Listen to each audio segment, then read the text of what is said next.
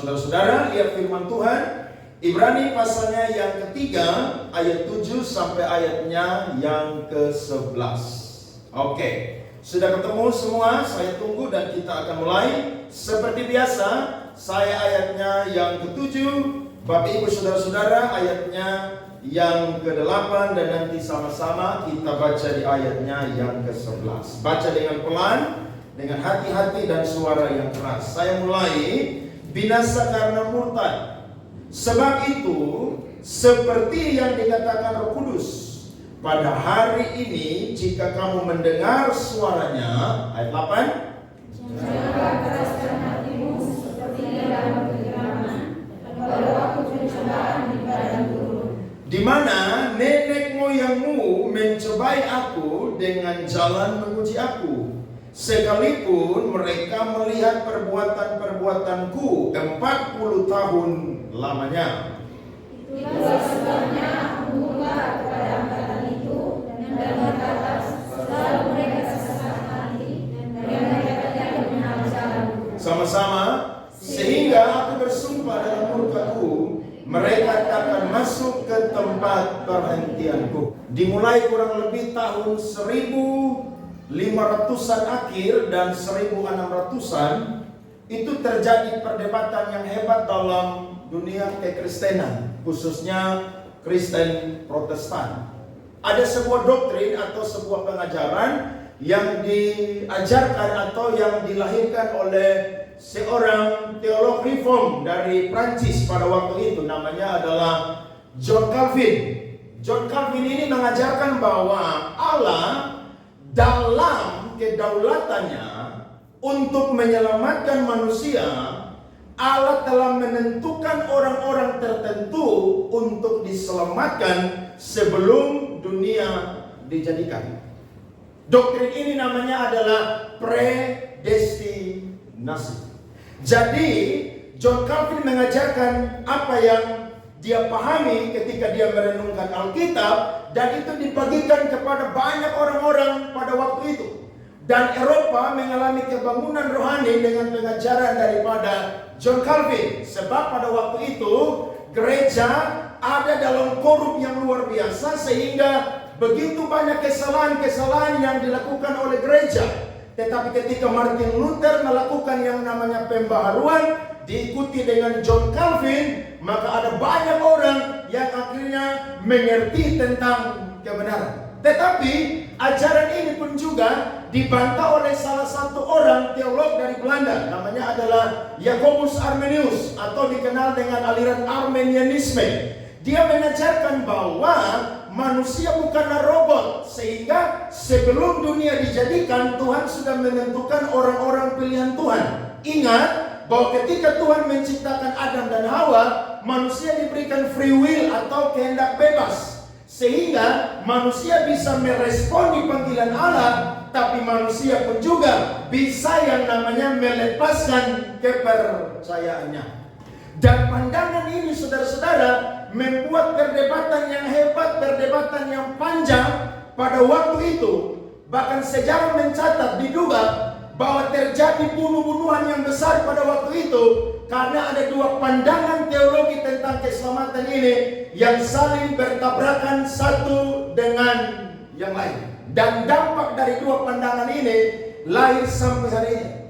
Penganut-penganut gereja Injili itu kurang lebih menganut yang namanya paham dari John Calvin yang pertama. Sedangkan gereja-gereja karismatik ataupun juga neo-karismatik itu pun juga menganut yang namanya paham yang kedua, yakni keselamatan bisa hilang. Yang pertama, keselamatan tidak bisa hilang. Yang kedua, keselamatan bisa hilang. Menurut saudara, saudara ada di paham yang keberapa? Kedua. Di sini paham keberapa? Pertama. Perdebatannya hebat. Saya tanya saudara aja, saudara udah bisa memberikan argumen teologi saudara tentang keselamatan. Dan sampai hari ini perdebatan terus terjadi.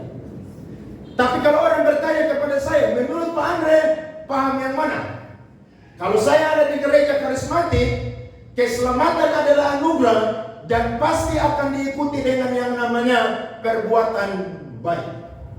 Dan kalau Alkitab mencatat, ternyata kita menemukan bahwa dari surat Ibrani ini yang menjadi landasan teologis dari teolog Arminianisme adalah keselamatan itu bisa hilang. Tapi menurut saya, ini cuma bicara tentang konsistensi berteologi. Saudara mau ajaran Calvin, saudara mau ajaran Arminian, itu tidak penting. Yang penting menurut Alkitab pagi hari ini adalah jangan pernah murtad. Selesai. Amin. Soalnya kalau saudara mau debat, nanti saudara kawan jadi lawan. Saudara mau debat, gereja nggak bisa bersatu. Kenapa?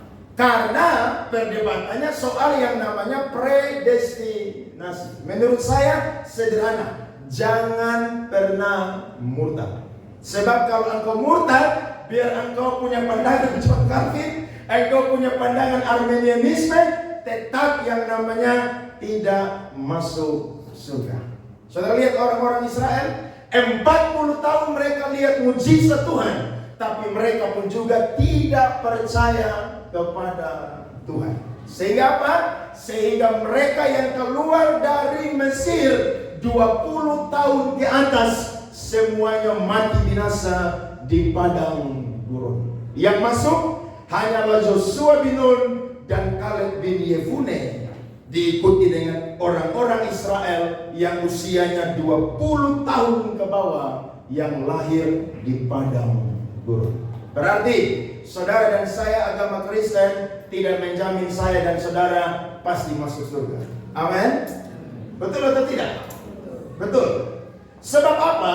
Sebab murtad mengandung dua pengertian. Saya catat di sini. Yang pertama adalah murtad adalah sikap mengganti atau meninggalkan sebuah agama dan ajarannya yang lama dan diganti dengan agama dan ajaran yang baru. Contohnya, orang-orang dari Islam pindah ke Kristen namanya adalah murtadin. Saudara bisa lihat di YouTube ada banyak orang yang murtadin, lalu dari Islam, dari Hindu, dari Buddha, atau dari agama non-Kristen Protestan, mereka masuk menjadi orang-orang Kristen Protestan.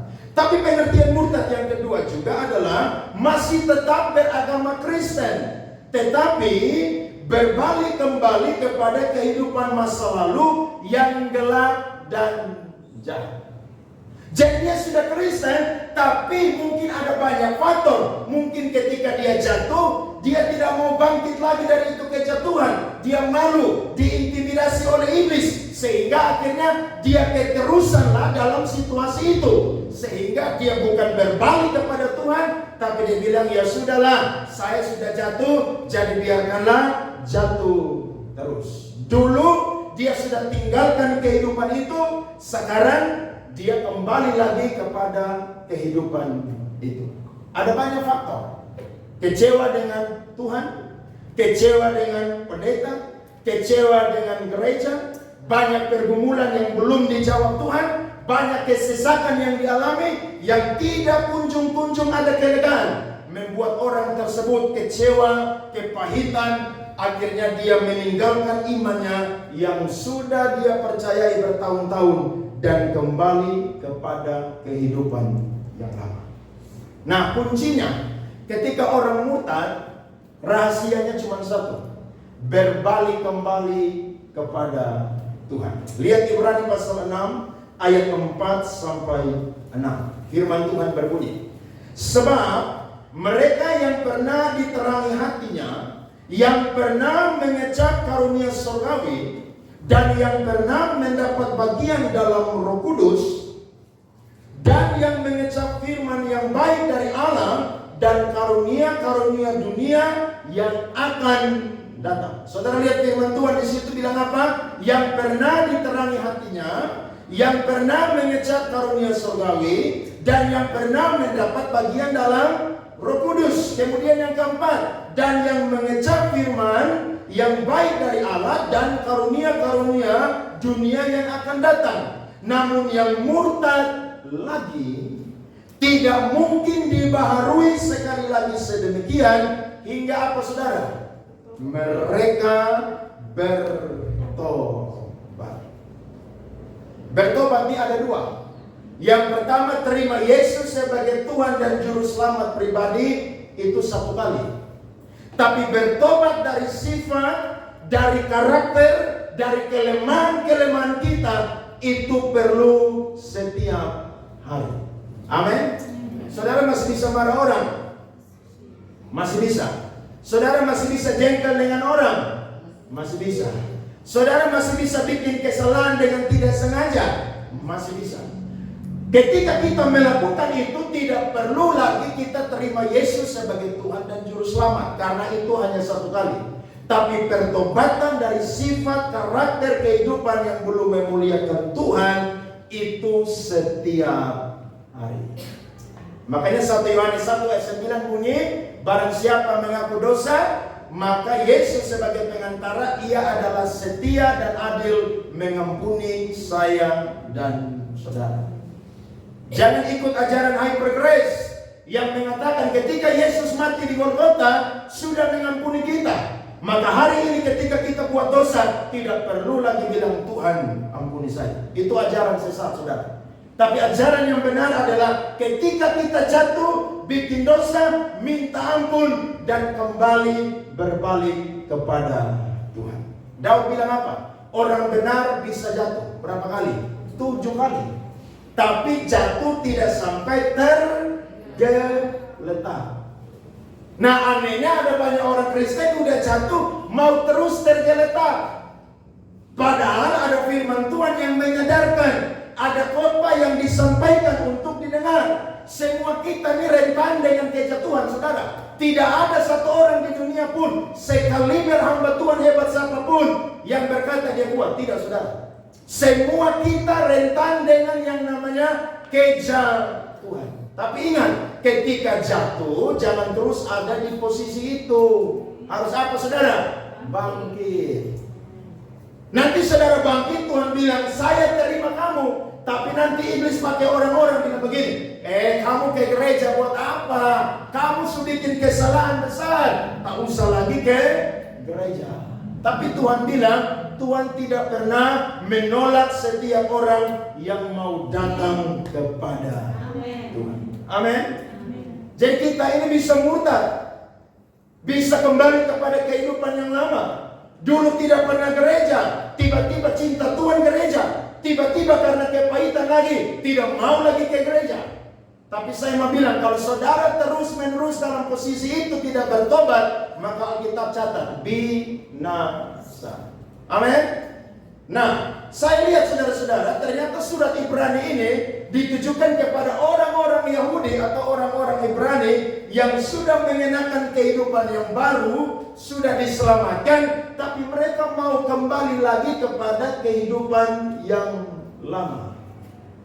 Sehingga penulis Ibrani ini memberikan surat kepada mereka supaya mereka ingat baik-baik bahwa keselamatan yang Tuhan berikan itu sangat mahal dan sangat berharga. Jadi kalau ada di sini pagi ini yang mau coba kembali kepada kehidupan yang lama, jangan pernah coba-coba. Ingat, hidup dalam Tuhan itu banyak tantangan. Hidup dalam Tuhan itu penuh perjuangan. Tapi lebih nikmat hidup dalam Tuhan daripada hidup di luar Tuhan. Betul atau tidak? Hidup dalam Tuhan itu tantangan banyak sekali, tapi nikmatnya juga luar biasa.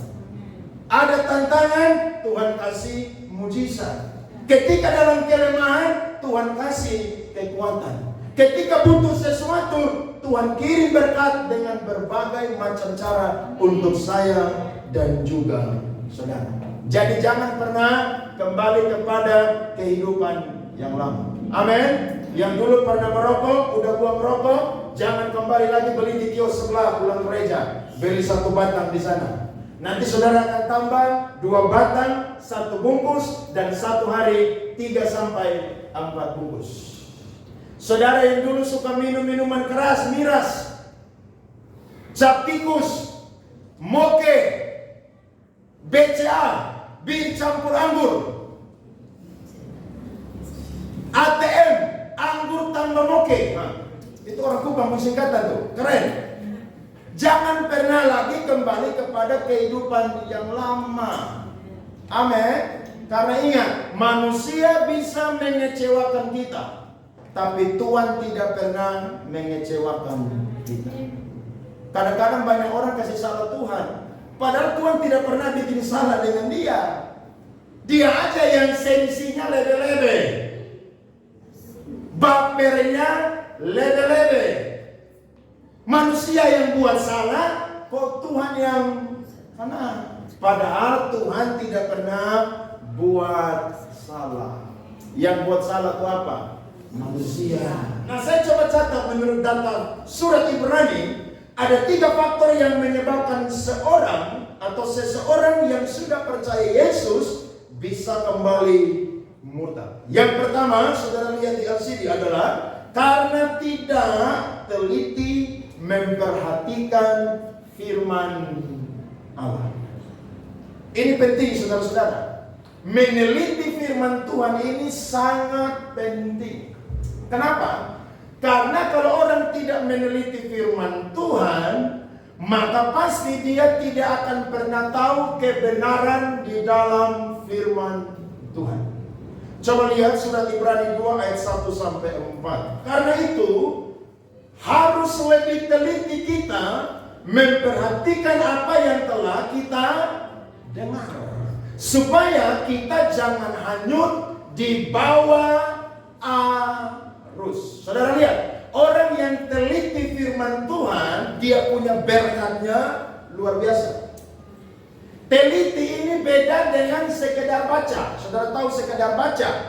Oke, baca satu pasal selesai, pasal yang kedua lagi selesai. Puji Tuhan, hari ini berhasil saya sudah lakukan. Sukses hari ini. Baca 2 pasal. Padahal ketika saudara ditanya, saudara tidak ingat apa-apa. Dikasih 10 soal benar 2 aja, 8 salah. Disuruh sharing firman Tuhan, tidak tahu mau ngomong apa. Sebab apa? Sebab saudara tidak teliti. Orang yang teliti, saudara, pasti dia akan tahu kesalahan, kekurangannya di mana. Saudara pergi beli baju di Lipo Mall. Saudara mau beli ini baju harga 500.000, teliti atau tidak? Atau langsung ambil aja? Saya yakin sekalipun saudara orang kaya, saudara pasti akan apa? Teliti. Kecuali ibu-ibu yang ada di film Indosiar, yang dapat uang banyak, langsung ambil, borong, mumpung apa? Suami lagi kaya, dapat uang banyak. Tapi kalau kita, saya yakin pasti akan apa? Teliti. Nah, ada banyak orang, saudara, ada di gereja, jadi orang Kristen, tapi tidak pernah teliti Alkitab. Lihat ayat yang kedua. Sebab kalau firman yang dikatakan dengan perantaraan malaikat-malaikat tetap berlaku, dan setiap pelanggaran dan ketidaktaatan mendapat balasan yang setimpal, bagaimanakah kita akan luput jikalau kita menyia-nyiakan keselamatan yang sebesar itu, yang mula-mula diberitakan oleh Tuhan dan oleh mereka yang telah mendengarnya kepada kita dengan cara yang dapat dipercayai. Sedangkan Allah meneguhkan kesaksian mereka oleh tanda-tanda dan mujizat-mujizat dan oleh berbagai-bagai penyataan kekuasaan dan karunia Roh Kudus yang dibagi-bagikannya menurut kehendaknya. Jadi kalau saya dan saudara tidak teliti firman Tuhan, saya dan saudara akan jadi orang yang dibodohi. Makanya dengar khotbah saudara harus amin, tapi jangan sembarangan amin. Saya pernah ada di satu gereja di Jakarta yang pengkhotbah marah ini orang yang duduk di depan. Karena setiap pendeta ngomong dia amin terus. Pendeta bilang, Pak tolong diam sedikit. Khotbah lagi disampaikan, amin, amin, amin. Amin itu tanda saudara diberkati. Dan kalau saudara amin itu menjadi semangat bagi pendeta yang berkhotbah bahwa ternyata apa yang pendeta ngomong tuh ada yang diberkati. Tapi jangan amin-amin terus. Saudara harus dengar baik-baik. Karena kalau saudara tidak teliti firman Tuhan, wah ini berbahaya, saudara-saudara. Ketika orang-orang Israel atau orang-orang Yehuda dibuang ke Babel 70 tahun, mereka saudara tidak bisa ibadah lagi. Mereka tidak bisa lagi mempersembahkan korban. Tapi ada satu yang mereka bawa pada waktu itu, yakni tulisan-tulisan kitab suci. Di sanalah mereka bisa merenungkan kembali perbuatan-perbuatan Tuhan. Jadi semua hilang, tapi kitab suci tidak boleh hilang. Semua boleh hilang, tapi perenungan kepada firman, teliti Alkitab, tidak boleh saya dan saudara lalaikan. Sehingga ketika mereka pulang dari pembuangan 70 tahun, yang mereka bangun yang paling utama adalah bait suci atau sinagog. Untuk apa saudara? Untuk mereka bisa belajar hukum Taurat di sana. Bahkan tradisi ini sampai kepada Yesus zaman perjanjian baru pun juga dilakukan. Di mana ada bait Allah, Yesus hadir di sana untuk mengajar kebenaran. Di mana ada bait suci, pasti Paulus hadir di sana bersama dengan rekan-rekannya mengajarkan kitab suci. Jadi Alkitab ini saudara-saudara sangat berharga. Amin. Hati-hati kalau saudara ketinggalan Alkitab dan handphone di gereja, kembali ambil dua benda itu. Karena dua benda ini penting dan sangat penting. Saudara ketinggalan handphone, orang hubungi saudara tidak bisa. Tapi kalau saudara ketinggalan yang namanya Alkitab, saudara akan bolong satu hari baca Alkitab. Dan kalau saudara mulai bolong, itu nyicilnya lari-larian. Bacanya kejar target. Tidak mengerti. Yang penting ketika ditanya, udah baca firman, udah baca. Sebenarnya saudara tidak teliti baca firman Tuhan. Dan orang yang tidak teliti akan bisa murtad. Kenapa? Karena mudah sekali dibodohi. Ada ajaran namanya Sabellianisme. Ajaran itu berkata Allah itu cuma satu, tapi dia bermanifestasi dalam tiga pribadi. Jadi Allah bisa jadi Allah Bapa, Allah bisa jadi Allah Roh Kudus, Allah bisa jadi Allah Anak. Orang yang tidak baca Alkitab percaya juga, betul ya? Yesus itu kan Allah. Ternyata dia manifestasi jadi apa? Anak. Buktinya dia turun ke dunia untuk apa? Jadi manusia. Orang tidak belajar Alkitab percaya. Akhirnya apa? Ikut ajaran sesat. Dan saudara tahu, pengikut ajaran sesat hari-hari ini ketika mereka berkumpul itu paling banyak. Pendeta Seventong berkata, perkumpulan KKR terbesar di dunia bukan diadakan oleh Billy Graham dan Reinhard Bonnke di Afrika, tidak. Tapi perkumpulan paling besar itu dirayakan di India, yang hadir kurang lebih 10 juta orang. Itu mereka mengikuti ajaran-ajaran sesat. Kenapa mereka bisa ikut? Karena tidak teliti firman Tuhan. Anggap Alkitab ini sesuatu yang dibutuhkan pas lagi kepepet aja. Saudara lagi sakit, Tuhan sembuhkan saya mau buka Alkitab, kasih saya firman. Saudara bukalah Matius 27. Maka pergilah Yudas menggantung diri dan mati di sana. Iya? Banyak orang Kristen kan begitu Alkitab. Tuhan saya mau baca Alkitab, kasih ayat tuh. Begini. Pas buka mana? Oh ini ayat yang Tuhan kasih. Bukan saudara begitu. Pas lagi cari jodoh, Tuhan belum pertemukan, Tuhan kasih saya ayat. Maka saudara bukalah Hosea pasal 1 ayat 2. Pergilah, menikahlah dengan perempuan sundal dan lahirkanlah anak-anak sundal. Kenapa? Karena Alkitab ini seperti saudara main arisan. Betul?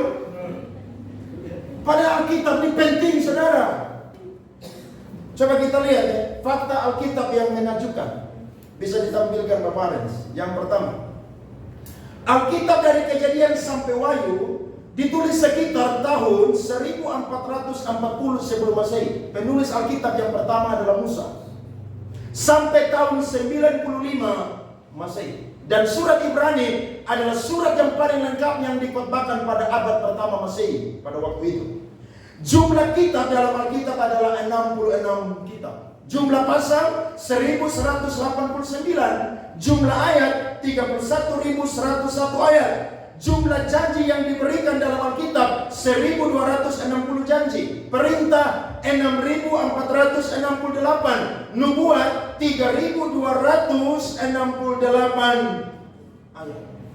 Jumlah penulis di dalam Alkitab kurang lebih 40 orang. Alkitab telah diterjemahkan lebih dari 1200 bahasa. Satu-satunya kitab suci yang paling banyak diterjemahkan adalah Alkitab.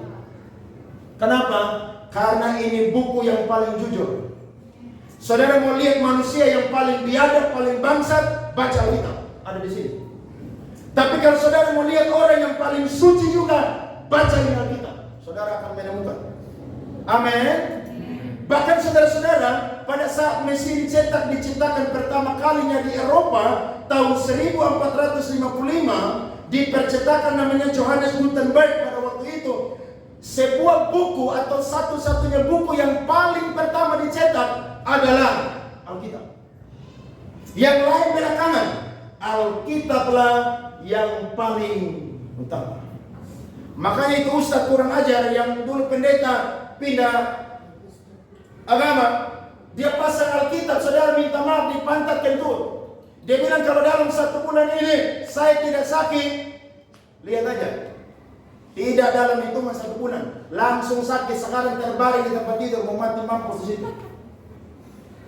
Ingat, firman ini tulisannya logos, tapi dia punya isi, saudara. Ketika saya dan saudara baca itu jadi rema yang luar biasa. Amin. Jadi Alkitab ini saudara harus jadikan benda yang paling berharga. Amin. Jadi jangan main-main dengan Alkitab. Jadi kalau Alkitab hilang, cari. Tidak ketemu, pergi ke Kalam Hidup, beli baru. Jangan saudara baca di handphone. Saudara punya handphone, jual, Alkitab hilang di handphone. Baca Alkitab. Datang ke gereja, bawa pulpen, catat apa yang pendeta sampaikan. Karena saya yakin Alkitab pasti akan menolong saya dan saudara ketika dalam keadaan sulit. Alkitab akan memberikan kekuatan buat saya dan juga saudara. Amos pasal yang ke-8 ayat 11 sampai 12. Sesungguhnya waktu akan datang, demikianlah firman Tuhan Allah, aku akan mengeringkan kelaparan ke negeri ini. Bukan kelaparan akan makanan dan bukan kehausan akan air, melainkan akan mendengarkan firman Tuhan. Mereka akan mengembara dari laut ke laut dan menjelajah dari utara ke timur untuk mencari firman Tuhan, tetapi tidak mendapatkannya. Amos nubuat ini, orang Israel masuk di pembuangan 70 tahun. Mereka tidak pernah dengar lagi nabi-nabi yang berkhotbah pada waktu itu. Kenapa? Karena mereka sudah jadi tawanan atau pembuangan di Babel. Dan ingat, Salomo menuliskan, apa yang ada di muka bumi hari ini, itu dulu sudah pernah terjadi. Dan saya yakin kalau pada waktu itu orang lapar dan haus akan dengar firman. Saya yakin di akhir zaman pun juga akan ada banyak orang yang lapar dan haus untuk dengar firman Tuhan. Amin. Berarti kalau masih bisa punya telinga dengar firman hari ini, bersyukur kepada Tuhan. Firman model apa saja datang harus terima. Jangan pilih-pilih firman. Amin. Selama itu kebenaran, terima. Karena tidak ada satu kitab pun juga yang bisa merubah kehidupan kita selain Alkitab. Jadi kalau hari ini kita masih bisa baca Alkitab, dengar khotbah dengan leluasa, ayo semangat, gairah, untuk mendengarkan firman Tuhan. Teliti baca firman Tuhan. Sesibuk-sibuknya kita, saya sudah tulis tadi di pengumuman, selalu punya waktu untuk merenungkan firman Tuhan. Daud bilang orang yang selalu renungkan firman Tuhan siang dan malam, hidupnya sama seperti pohon yang ditanam di tepi aliran air. Saudara udah baca itu firman toh? Luar biasa atau tidak? Luar biasa. Nah, manfaat dari meneliti Alkitab yang pertama adalah, saya catat, kita tidak mudah disesatkan.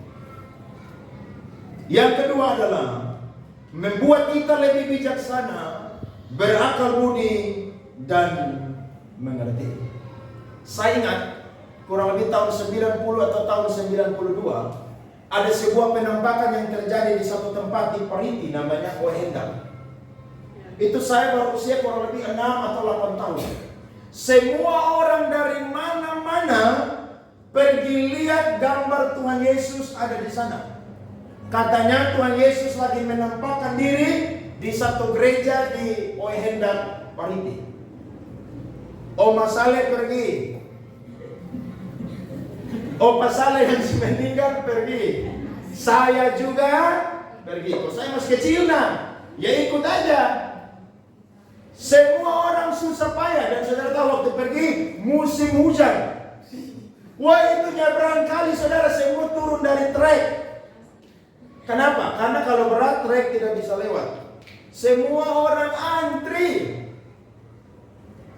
Semua berebutan saudara untuk sampai di tempat itu, untuk lihat penglihatan itu. Ternyata itu cuma sekedar lembab saudara dari hujan atau apa tuh yang modelnya seperti foto Tuhan Yesus yang digambarkan oleh Leonardo da Vinci yang gambar tentang perjamuan malam begitu, atau gambar Tuhan Yesus begitu. Jadi semua orang bilang Tuhan Yesus. Bayangkan yang dapat uang pada waktu itu adalah warga yang ada di sana. Sebab apa? Mereka jualan makanan di sana, jualan bensin di sana, parkir di sana. Ternyata pergi cuma lihat itu kelembapan yang ada di kaca gereja. Kenapa bisa pergi? Karena tidak teliti firman Tuhan. Jelas dong. Loh iya, saya kuliah di Bandung 2006. Ada di satu tempat namanya Bala Endah. Di situ ada satu persekutuan doa yang berkata bahwa Tuhan akan datang tanggal sekian di tempat kami. Jadi orang yang mau percaya, mau diangkat Tuhan, silakan datang dan menunggu Tuhan di tempat kami. Banyak orang pergi, dan paling banyak orang yang pergi adalah orang Pariti dan orang Ohendang. Ada yang jual rumah mereka, jual sawah mereka, untuk apa? Pergi tunggu Tuhan di sana. Supaya kalau Tuhan datang, rapture atau pengangkatan, mereka lah yang terangkat. Terakhir bukan mereka yang terangkat, Sabara yang angkat mereka. Sesat saudara, tidak mengerti firman. Makanya kalau saudara tidak belajar firman Tuhan, saya dan saudara ini akan jadi orang yang tidak bijaksana, tidak mengerti, tidak berakal budi. Coba lihat Mazmur 119 ayat 97 sampai 100. Firman Tuhan berkata, betapa ku cintai Tauratmu, aku merenungkannya sepanjang hari. Perintahmu membuat aku lebih bijaksana daripada musuh-musuhku, sebab selama-lamanya itu ada padaku. Yang kedua, aku lebih berakal budi daripada semua pengajarku, sebab peringatan-peringatanmu kurenungkan. Aku lebih mengerti daripada orang-orang tua, sebab aku memegang apa? Titamu. Saya dan saudara jadi orang Kristen Protestan tuh, saudara harus bersyukur. Kenapa? Karena pada zaman itu tidak ada satu orang pun yang teliti, yang kritis. Yang kritis hanya satu orang pada waktu itu, namanya adalah Martin Luther. Martin Luther protes ajaran dari gereja Roma Katolik yang berkata bahwa mereka menjual surat hutang atau surat indulgensia namanya, itu dapat mengampuni dosa umat. Jadi kalau orang mau diampuni dosanya, beli surat pengampunan dosa, namanya surat indulgensia. Martin Luther bilang tidak, gereja harus kembali kepada Alkitab, bukan manusia yang berbicara, tapi Alkitablah yang berbicara. Maka dia tempellah 95 dalil pada waktu itu, dan keluarlah 5 sola. Sola Gracia, sola Fide, sola Scriptura, dan lain sebagainya. Makanya saya dan saudara jadi Kristen Protestan karena ada orang yang teliti. Ada amin? Makanya hari reformator itu saudara dihormati sampai hari reformasi. Kenapa? Karena kalau tidak ada satu orang yang kritis, kita semua ini sesat, saudara. Sesat. Makanya orang yang kritis Alkitab itu penting, baik. Yang penting dia punya hidup juga baik. Jangan kritis tapi hidupnya tidak benar. Harus seimbang. Gara-gara Martin Luther teliti, saya dan saudara dari Roma Katolik pindah menjadi apa? Kristen Protestan. Makanya protes. Jadi kalau ada orang yang tidak puas dengan ketidakbenaran, protes. Kenapa? Karena ketidakbenaran itu harus dibongkar. Amin. Jadi ada orang bilang, lu jangan terlalu kritis. Apa bilang? Harus kritis. Yang penting kritisnya tujuannya baik. Jangan kritis-kritis sembarang. Tujuannya supaya ketidakbenaran itu dibongkar sehingga yang ada yang namanya apa? Kebenaran. Ada amin? Jadi harus kritis. Amin. Kalau saya khotbah salah di sini, tegur saya. Bagian tadi ada khotbah salah, sebut nama ini, kasih tahu. Karena manusia itu ditegur oleh 3 cara: Roh Kudus, firman Tuhan, dan sesama. Amin. Saudara lihat, saudara punya tubuh di cermin yang besar, itu lihat bagian depan. Bagian belakang bisa lihat? Tidak bisa. Siapa yang lihat? Orang lain lah yang lihat. Jadi kalau ada kekurangan, ada kesalahan, ada yang nasihati, itu tanda orang sayang dengan saudara. Jangan saudara, kalau ini sedikit main kritik beta terus. Saudara satu pun yang baik. Siapa bilang? Amin. Ada juga yang apa? Baik. Yang ketiga, menyelamatkan jiwa kita. Ada satu orang bapak gereja namanya Agustinus. Bukan Bapak Agustinus Suran, bukan. Agustinus punya latar belakang saudara tidak baik. Dia pemabuk, dia pesina. Bahkan sebelum dia jadi anak Tuhan, jadi bapak gereja dari abad 1 sampai abad yang ke-5, itu disebut bapak gereja. Dia sudah pernah punya anak di luar nikah. Tapi dia punya ibu, saudara, doa tiap hari buat Agustinus. Doa. Sebut Tuhan selamatkan Agustinus. Makanya Ibu Nela perlu doa tiap hari. Tuhan selamatkan Bapak Agustinus Suran, supaya dia jangan muntah. Doa, amin. Karena kalau saudara lawan batu yang keras, tidak bisa dihancurkan dengan kekuatan saudara. Tidak perlu repot-repot. Cukup tetes itu batu saudara dengan setetes air tiap hari. Itu batu akan lubang. Amin. Jadi kalau saudara capek ngomong, doa. Dan tunjukkan kehidupan yang jadi teladan. Saya yakin dia akan dimenangkan. Ibu dari Agustinus doa tiap hari, Tuhan tolong anak saya, tolong anak saya. Tiba-tiba saudara Agustinus ada di kota Milan. Bukan menonton AC Milan dan Juventus, tidak. Dia duduk di satu taman yang ada di Milan, Italia. Tiba-tiba dia lihat satu anak kecil pegang Alkitab. Dan tiba-tiba ada suara yang berkata kepada dia, Agustinus, engkau harus hidup seperti seorang yang hidup dalam terang dengan sopan. Jangan dalam pesta pora, jangan dalam kemabukan, jangan dalam iri hati, jangan dalam yang namanya perselisihan. Ketika Agustinus dengar suara itu, dia ambil Alkitab, maka terbukalah surat Roma 13 ayatnya yang ke-13. Coba kita baca ini firman. Tuhan panggil Agustinus lewat Alkitab. Roma 13 ayat 13. Marilah kita hidup dengan sopan seperti pada siang hari, jangan dalam pesta pora dan kemabukan, jangan dalam percabulan dan hawa nafsu, jangan dalam perselisihan dan iri hati. Dan sejak hari itu Agustinus bertobat. Dia berikan dirinya kepada Tuhan, dan dia menjadi salah satu tokoh bapak gereja yang besar yang dikenal dalam kekristenan sepanjang sejarah kekristenan. Bahkan ketika surat Ibrani dibantah oleh gereja barat pada waktu itu, Agustinus yang punya jasa dan berkata bahwa surat Ibrani ini adalah surat yang salah. Bahkan pemikiran-pemikiran dari John Calvin banyak dipengaruhi oleh tokoh Alkitab, tokoh gereja yang pertama namanya adalah Agustinus. Kenapa saudara? Karena Alkitab mampu merubah kehidupan manusia. Amin. Dia lagi duduk di taman, Tuhan bicara dia. Roma 13 ayat 13. Poin yang kedua adalah saudara-saudara, karena tidak peduli akan ibadah. Nah, ini pun juga saudara, orang yang tidak peduli ibadah ini saudara bisa murtad saudara. Kenapa? Karena dia sedang yang namanya menjauhkan diri dari Tuhan. Ketika Tuhan cipta Adam dan Hawa, Tuhan tempatkan di Taman Eden.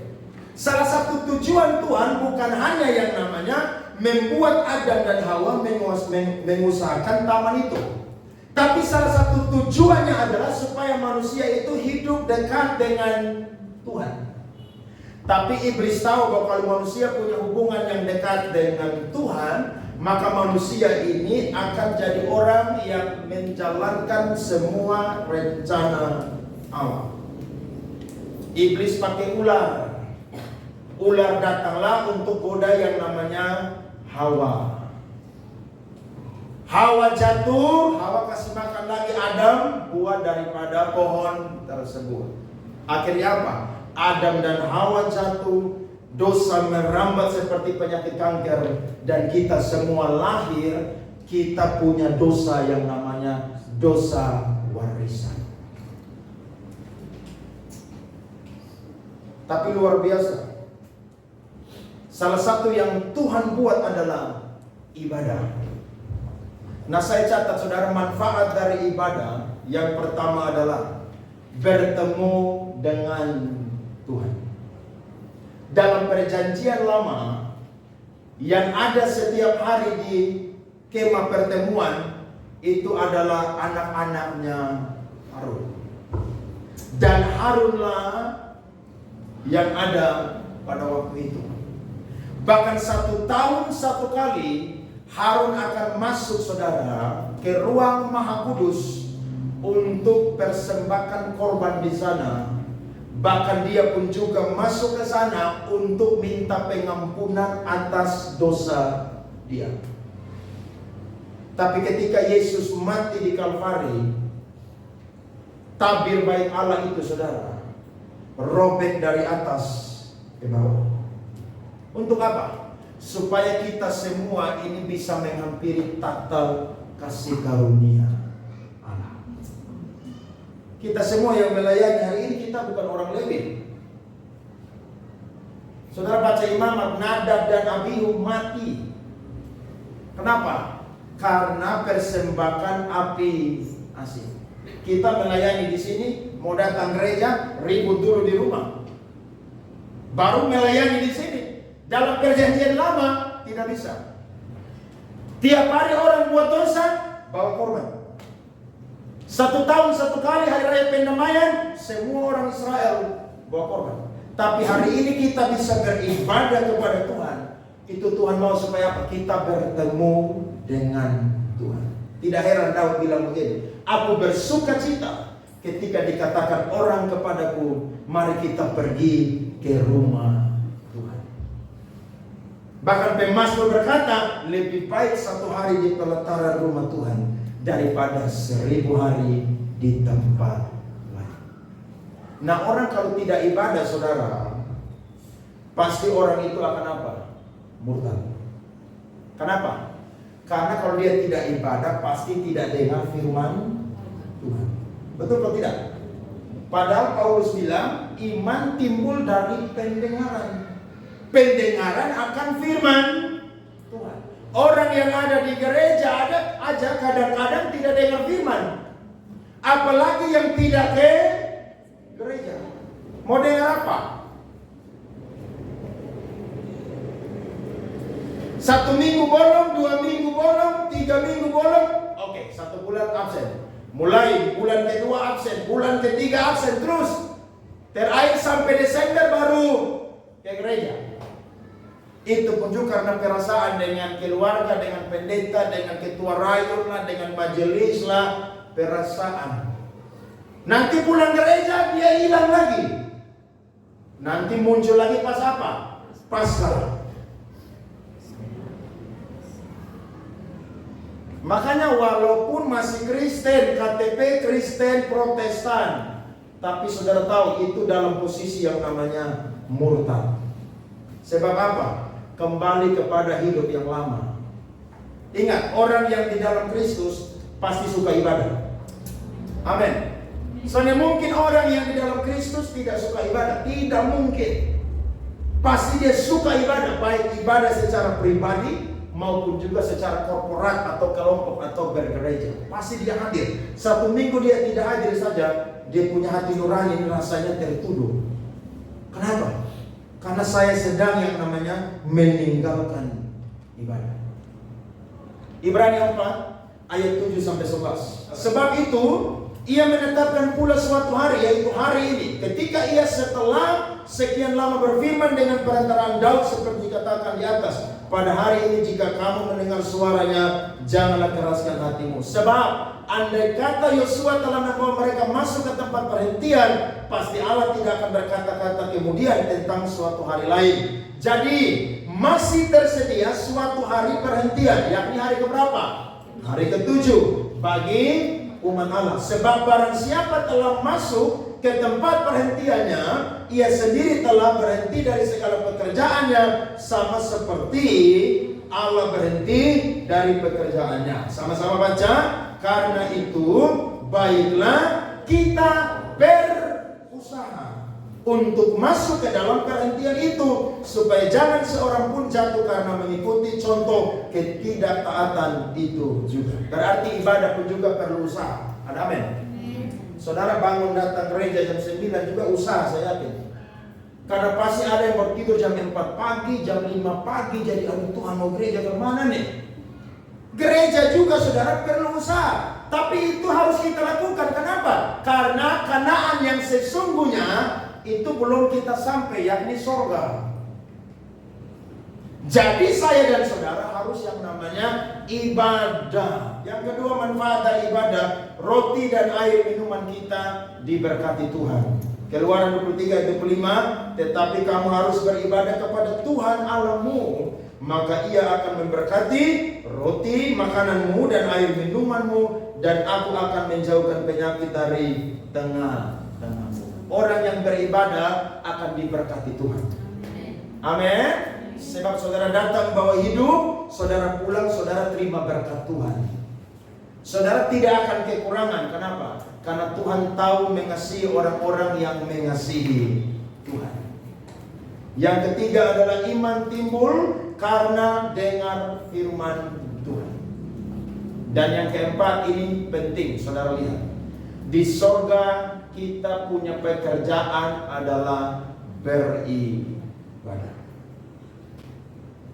Ibrani 10 ayat 25-27. Janganlah kita menjauhkan diri dari pertemuan-pertemuan ibadah kita, seperti dibiasakan oleh beberapa orang. Tetapi marilah kita saling menasihati, dan semakin giat melakukannya menjelang hari Tuhan yang apa? Mendekat. Jadi ajak orang datang gereja. Saudara ajak dia banyak alasan, ajak terus. Lo ajak dia kan tidak butuh biaya, betul atau tidak? Ayo ke gereja ini besok yang saya jam 9 pagi di KPC. Dia banyak alasan. Minggu depan ajak lagi. Kalau ketika saudara ajak, dia tidak mau datang, tiba-tiba hari Minggu saudara pulang gereja, dia udah mati, meninggal. Saudara tidak tanggung dia punya dosa. Sebab apa? Saudara udah ajak. Kalau capek ajak, doakan aja. Tuhan jamah dia punya hati supaya dia bisa ikut yang namanya ibadah. Dan Wahyu pasalnya yang keempat ayat 8 sampai 11. Saudara lihat firman Tuhan, Wahyu 4 ayat 8 sampai 11. Dan keempat makhluk itu masing-masing bersayap 6 sekelilingnya, dan di sebelah dalamnya penuh dengan mata. Dan dengan tidak berhenti-hentinya mereka berseru siang dan malam, Kudus, kuduslah Tuhan Allah yang Maha Kuasa, yang sudah ada dan yang ada dan yang akan datang. Dan setiap kali makhluk-makhluk itu mempersembahkan puji-pujian dan hormat dan ucapan syukur kepada Dia yang duduk di atas takhta itu dan yang hidup sampai selama-lamanya. Maka tersyukurlah ke-24 tua-tua itu di hadapan Dia yang duduk di atas takhta itu, dan mereka menyembah Dia yang hidup sampai selama-lamanya. Dan mereka melemparkan mahkotanya di hadapan takhta itu sambil berkata, Ya Tuhan dan Allah kami, Engkau layak menerima puji-pujian dan hormat dan kuasa, sebab Engkau telah menciptakan segala sesuatu, dan oleh karena kehendak-Mu semuanya itu ada dan diciptakan. Jadi orang yang biasa ibadah di muka bumi, nanti di sorga itu pekerjaannya adalah ibadah. Jadi kalau saudara ibadah di muka bumi aja udah bosan, saudara tidak cocok ada di sana. Amin. Ini yang ngomong bukan saya, Alkitab. Jadi kalau saudara ibadah malas, tidak suka ibadah, saudara tidak betah ada di sorga. Sebab firman Tuhan bilang apa? Selama-lamanya di sana akan ada yang namanya ibadah, pujian, penyembahan. Tidak ada khotbah lagi di sana. Oh ya, masuk semua orang yang dengar khotbah yang bertobat, mau khotbah apa di sana lain? Yang ada apa? Ibadah. Nah kalau ibadah di muka bumi kok saudara dari saya bosan, capek, lelah, mengeluh, woi tidak cocok, tidak cocok. Jamara ya, jamara. Bilang sama kiri kanan saudara, jamara, sudah bisa. Serius. Ini omong bukan saya, Alkitab yang ngomong, datanya jelas. Makanya kalau ada orang mati tidak pernah gereja, pendeta, khotbah, ibadah, penghiburan, pemakaman, Tuhan telah menyiapkan bagi engkau tempat yang terbaik di surga. Saya gitu pendeta acting saya. Karena kalau dia ngomong neraka, semua keluar dari gereja. Tapi pendeta pemalas, jadi ngomong aja.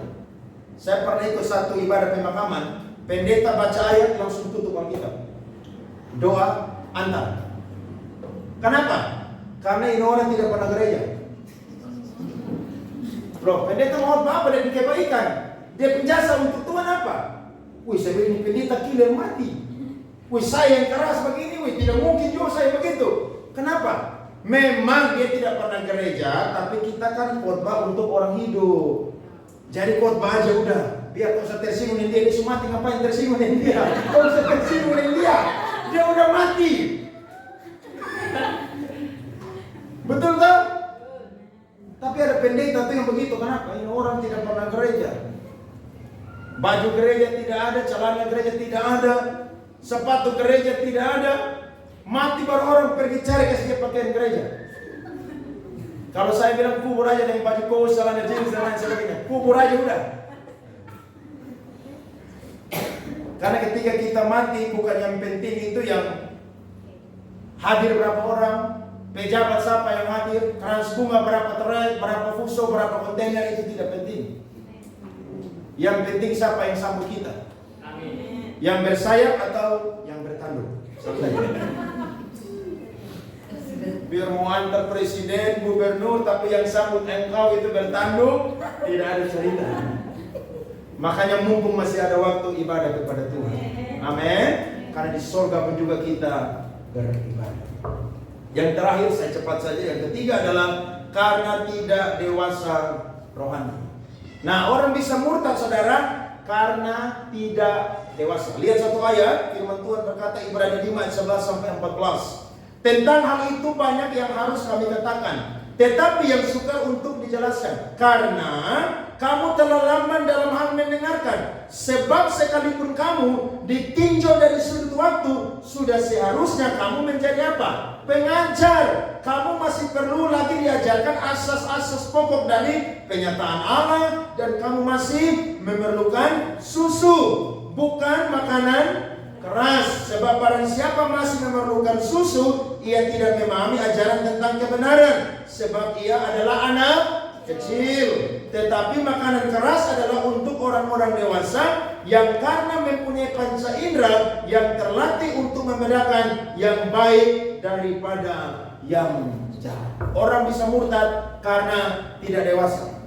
Dewasa ada 3. Yang pertama, dewasa biologis. Saudara dulu berat badan 50, sekarang 85. Dewasa biologis. Dulu saudara pendek, sekarang tinggi 170. Yang kedua, dewasa psikologis, jiwa. Dulu saudara tidak mengerti, sekarang bisa mengerti sesuatu. Nah, yang ketiga ini yang penting, dewasa teologis atau dewasa rohani. Mengenal tentang Tuhan itu seperti apa. Orang Ibrani ketika mereka hadir di hari Pentakosta, mereka itu bertobat di sana. Surat Ibrani ketika dikirim kurang lebih tahun 70 sampai tahun 72 Masehi. Berarti kurang lebih mereka sudah jadi orang Kristen 40 tahun. Tapi sudah jadi orang Kristen 40 tahun, tapi masih jadi anak kecil. Anak kecil itu lucu ya? Lucu kok tidak? Lucu. Saudara mau cium dia terus sebab apa? Baunya enak. Tapi yang tidak enak dari anak kecil adalah apa? Saudara harus nurut apa yang dia minta. Itu tidak enak. Nah, orang yang tidak dewasa rohani, saudara, hati-hati, bisa murtad. Iring Tuhan sudah puluhan tahun, tapi masih di situ-situ aja. Dikasih talenta karunia melayani Tuhan, dia jawab tidak. Saya jadi jemaat aja. Padahal Tuhan kasih karunia itu untuk apa? Untuk pembangunan tubuh Kristus. Karunia bukan dipakai untuk kepentingan diri sendiri. Itu bukan namanya karunia. Karunia dipakai untuk kepentingan Tuhan dan kepentingan kerajaan Allah atau gereja. Nah, orang yang tidak dewasa, saudara, bisa murtad. Dengar khotbah keras sedikit, langsung tersinggung. Nah, kalau kamu tersinggung, kamu yang naik khotbah aja udah. Supaya kita dengar kamu yang khotbah. Selesai toh? Ingat, semua pendeta ketika naik mimbar, itu setiap mereka sudah disampaikan pesan oleh Tuhan untuk menyampaikan firman Tuhan. Kenapa? Karena ketika mereka jadi pengkhotbah, pasti mereka sudah berdoa, mereka tanya Tuhan firman di mana, bahkan mereka sudah belajar firman Tuhan. Sekalipun penafsiran terbatas, tapi ingat, setiap firman yang keluar tidak akan pernah kembali dengan sia-sia. Amin. Saudara harus belajar terima makanan yang keras. Dapat firman yang keras, saudara bilang amin. Saya mau terima firman Tuhan. Kalau saudara tidak terima firman dan saudara seperti anak kecil, saudara tidak akan pernah dewasa rohani. Anak kecil terus. Maunya dapat yang enak terus. Maunya apa yang saudara inginkan, gereja sediakan. Tidak, saudara. Kita ada di gereja ini untuk memperlengkapi apa yang kurang dalam gereja. Kalau lihat apa yang kurang, saudara kasih ide. Saudara sumbang. Supaya apa? Pekerjaan Tuhan bisa maju. Orang yang Kristen Kekanak-kanakan saudara itu hanya mau seperti parasit, datang dan ambil aja. Datang dan ambil aja. Tapi tidak mau yang namanya memberi. Tapi kalau orang Kristen saudara yang dewasa dalam Tuhan, saya yakin dia pasti akan menghasilkan buah-buah roh yang luar biasa. 1 tahun dia bertobat, ada talenta-talenta karunia yang mulai muncul dalam dia punya kehidupan. Ada karakter-karakter yang mulai berubah dalam dia punya kehidupan. Kita semua tidak sempurna, tapi Yesus datang, dialah yang akan menyempurnakan saya dan saudara. Ada amin? Nah, manfaat dari dewasa rohani yang pertama saya catat adalah teguh berpegang kepada kebenaran. Teguh berpegang kepada kebenaran. Tuhan kirim rasul-rasul, nabi-nabi, pengajar-pengajar, gembala-gembala, penginjil-penginjil untuk apa? Memperlengkapi tubuh Kristus. Supaya semua umat mencapai satu kesatuan. Tidak diombang-ambingkan oleh pengajaran-pengajaran akhir zaman ini yang menyesatkan. Yang kedua, hidup dalam kesatuan roh. Manfaat dewasa rohani ini luar biasa. Paulus pernah marah jemaat Korintus. Marah sejadi-jadinya. 1 Korintus 3 ayat 1-2. Firman Tuhan berbunyi, dan aku, saudara-saudara, pada waktu itu tidak dapat berbicara dengan kamu seperti dengan manusia rohani, tetapi hanya dengan manusia duniawi yang belum dewasa dalam Kristus. Susulah yang kuberikan kepadamu, bukanlah makanan keras, sebab kamu belum dapat menerimanya, dan sekarang pun kamu belum dapat menerimanya. Kenapa Paulus marah mereka? Karena di gereja Korintus itu banyak karunia hebat ada di sana. Tapi ini jemaat-jemaat yang paling punya banyak kasus. Salah satu kasusnya terjadi blok-blok di gereja Korintus. Ada yang berkata, saya adalah aliran Rasul Paulus. Saya adalah aliran Apolos. Saya adalah aliran Petrus. Paulus berkata, adakah Kristus terpecah? Paulus ambil kesimpulan. Aku yang menanam, Apolos yang menyiram, Tuhan yang memberi pertumbuhan. Yang paling penting bukanlah yang menanam, bukan yang menyiram, tapi yang paling penting adalah yang memberi pertumbuhan. Amin. Berarti saya sangat penting, saudara tidak penting. Pendeta siapapun sangat penting. Yang paling penting adalah Yesus Kristus. Paulus mau mereka dewasa dong. Punya karunia rohani tapi tidak apa? Dewasa. Ada banyak orang saudara punya talenta karunia banyak loh. Tapi dia punya kuat tersinggung juga luar biasa. Makanya saya bersyukur, saya pendeta salah satu yang diberikan banyak talenta. Jadi kalau ada pelayan-pelayan yang aneh-aneh, saya eksekusi. Mika tidak mau main gitar, saya main gitar. Bapak Yoktan tidak mau main keyboard, saya akan main keyboard. Benny tidak mau main drum, saya akan main drum. Ade tidak mau main bass, saya akan main bass. Ibu Ruminten tidak mau ngajar sekolah minggu, saya akan ngajar. Kenapa? Loh, saya diberikan banyak talenta. Tapi tidak saudara, kita semua diberikan talenta masing-masing. Ada yang 1, ada yang 2, ada yang 5 untuk apa? Untuk kembangkan jadi berkat buat pekerjaan Tuhan. Amin. Jadi saudara sudah jadi jemaat KPC, ada yang sudah 6 tahun, ada yang sudah 5 tahun, ada yang 4 tahun, ada yang 3 tahun, ada yang 2 tahun, ada yang 1 tahun, ada yang baru. Ayo bertumbuh terus menjadi dewasa. Amen. Jangan mau jadi anak kecil. Amin. Anak kecil sukanya mau terima aja, apa yang dia butuh dapat. Tidak. Saya dan saudara jadi orang Kristen dewasa. Salah satu tanda orang dewasa adalah apa? Sekalipun Tuhan tidak menolong, saya tetap cinta Tuhan.